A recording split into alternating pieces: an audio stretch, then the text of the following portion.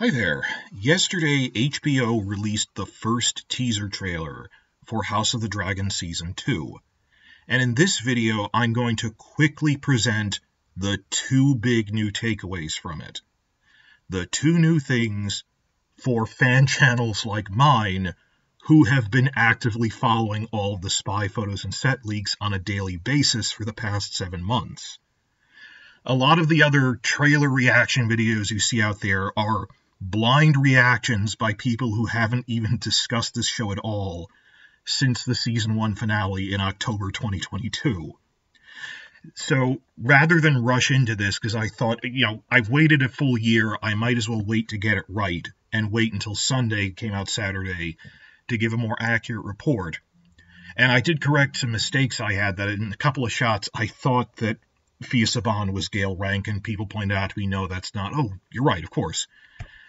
Some people had really in-depth videos about this, but they were a full hour long, and that wouldn't reach as many people, and we're just going over the same information. Even with good intentions, or debating, well, this is how great it is, they have different sigils in this. And then you have the really short ones from a general, I'm talking about the Screen Rants and Loopers of the world that make an 8-minute video going, and here Rhaenyra is upset that her son Luke was killed by Alicent's son Aemon. Like, we know all of this. For those of us who've been actively following every piece of news on a daily basis, there are two new things in this teaser trailer. There's a few other things that they confirmed leaks we already had, that there was a big leak with spy photos that the opening scene of episode 1 is Rhaenyra flies to Storm's End and finds Luke's corpse, or maybe his dragon's severed head, that they know he's dead. And we actually see that in the teaser, but I don't count that as a new thing. There's other things like that throughout it, like we're going to get the Battle of Burning Mill with the Blackwoods and Brackens, because you see them briefly, but that's all. I'm going to make a separate hour-long version, but it'll take longer to make. Fewer people will watch it. For the biggest impact, I'm going for brevity. There were two things that even I didn't know. Point 1, that shot of Alicent looking depressed at a lake, where she's not dressed up, she's just wearing a simple shift, and she's looking out at a lake like Ophelia or something. No one has any idea what that is.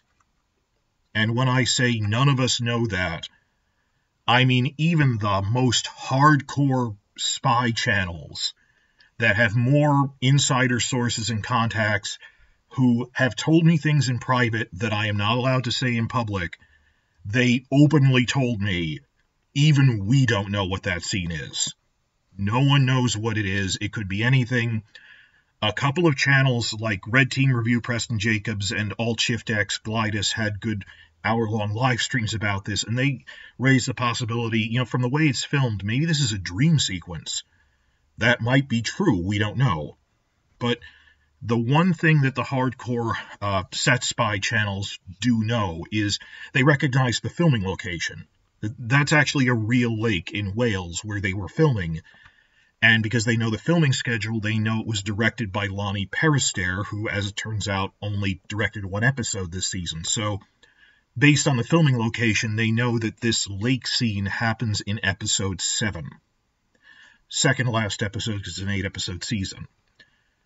Other than that, no one knows anything, even the super spies. We don't know what this is. It might be a dream sequence, a relatively short, inconsequential dream sequence that they just thought looked cool for a trailer. We have no idea, and it's so generic as to be meaningless. Some people go, oh, maybe this is a green side or Harrenhal. I'm not saying it isn't, but we have no way of proving any of these other theories of where could she be traveling or doing or whatever is so broad as to be we really don't know.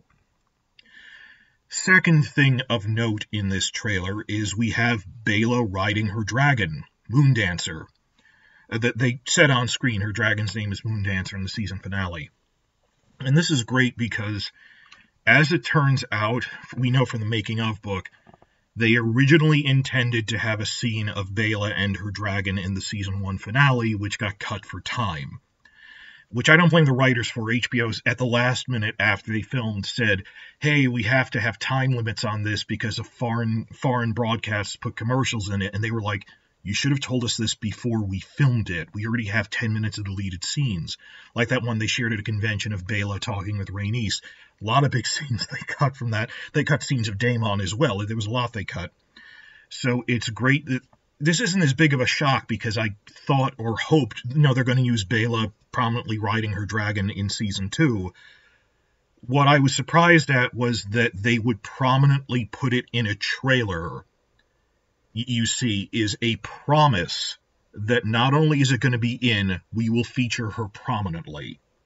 That it could have been like a 3-minute scene in a single episode of, and here's Bela training to ride Moondancer, and not doing anything consequential, and that's it. Could have even been cut for time. No, they are devoted. They're announcing to us we are doubling down on showing that Bela has a dragon. Now, the thing is, she has a dragon and she is a rider, but it's a juvenile. That you saw how, Vhagar used Arrax as a snack. Moondancer is younger than Arrax. She can mount it, but they said she can fly it around the castle, but not for long distances when the war starts. And then the opening months of the war, she's actively training to ride her dragon farther, so that a few months into it, by the Battle of Rook's Rest, is the big battle you see in the trailer. They say between then and Rook's Rest, she advances to the point where, because dragons grow every day, Bela and Moondancer get to the point where she, for the first time, rode her dragon between the neighboring islands, Dragonstone and Driftmark, that I used to just be able to fly it around the courtyard. Now she's up to the point where it can go to the mainland, maybe a short distance to Driftmark. Rook's Rest, I wouldn't even put it out as a young dragon. I don't think Moondancer could fly to Storm's End, but Rook's Rest is a stone's throw away, so maybe. I think maybe she could fly to Rook's Rest. Physically, not to fight, though. And the people looking over this footage have said there's basically 3 options. Various people expressed 3 different options. First one is we're seeing this out of context, and it really is just Bela training with Moondancer, training to fly her. And under the umbrella of training, I put doing a fly-along with Rhaenys on Meleys, that Rhaenys said, I'm going to be enforcing the naval blockade from the air. Any ships try to come to King's Landing, I'll burn them and scare the other ones off to make a food blockade. Maybe she's doing a fly-along with her grandmother, and it isn't just flying around the island, but hey, join me while I do all the heavy work of fighting them, but you're coming along, maybe even Breath of Fire here too. That's fine.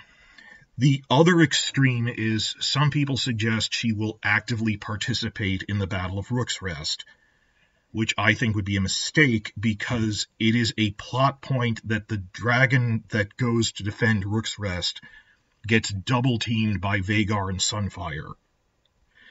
And if Moondancer did go, it's so young it would have been killed.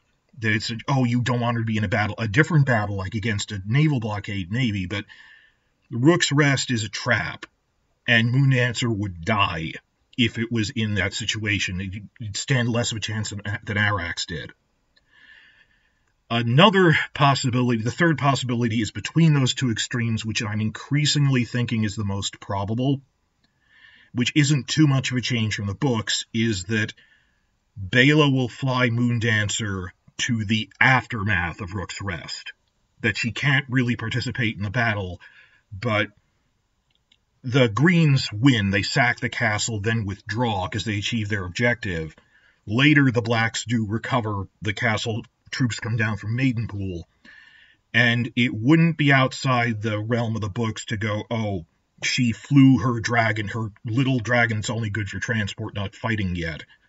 Flew there to look and be shocked at the aftermath of the battle, to see the dead dragon there from their side and be enraged.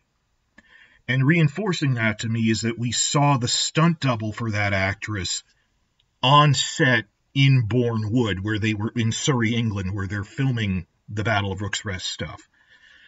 They were filming a lot of scenes in Bourne-Wood. They were filming stuff we know was Night's Watch stuff in Bourne-Wood. So at the time, I didn't take that as evidence of anything. That could have been a couple of things, but Occam's razor, the simplest thing being the most probable, and assuming they're not making giant changes that also don't make sense, that she'd be killed if she got in the Battle of Rook's Rest at this point.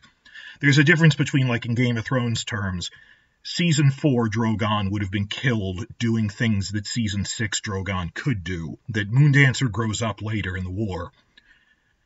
I think that Baela flies to see the aftermath of Rook's Rest, which isn't too big of a change because it's near Driftmark, it's near Dragonstone, it's not actively engaged in heavy fighting, it's not capable of yet. Those are the two things I think we're seeing, and I think increasingly I think it's actually a pretty good idea because it doesn't really change anything but gives Baela more to do. And also, Alicent at the lake, we have no idea what that is, or if it's even a prominent scene, or they just thought, let's put it in the trailer because it looks cool. All I know is that's episode 7, just from filming stuff. Those are the only new things from this teaser. The rest was good, but it was like better shots of things we got in spy photos. Going to make an hour-long breakdown of that thing, but what am I, almost 12 minutes into this? Going to cut this short now, as just these were the two things to focus on that aren't just, and here's Aemond, he looks upset. Here's Rhaenyra, she also looks upset. But things that we didn't already know. So please like and subscribe and stick around for the full breakdown of this.